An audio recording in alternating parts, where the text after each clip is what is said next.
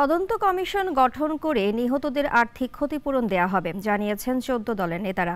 এর আগে সকালে ঢাকা মেডিকেলে কোটা সংস্কার আন্দোলনে হতাহতদের খোঁজ খবর নেন বিভিন্ন দলের নেতারা। অলিউল রনির রিপোর্ট। কোটা বিরোধী ছাত্র আন্দোলনকে ঘিরে দেশের গুরুত্বপূর্ণ স্থাপনায় ব্যাপক ক্ষয়ক্ষতির পাশাপাশি নিহত ও আহত হন অনেকে। চিকিৎসার জন্য আহতদের ভর্তি করা হয় দেশের বিভিন্ন মেডিকেলে, তবে বড় একটি অংশ ভর্তি রয়েছে ঢাকা মেডিকেলে। সকালে আহতদের খোঁজ খবর নিতে ঢাকা মেডিকেলে যান ১৪ দলের নেতারা।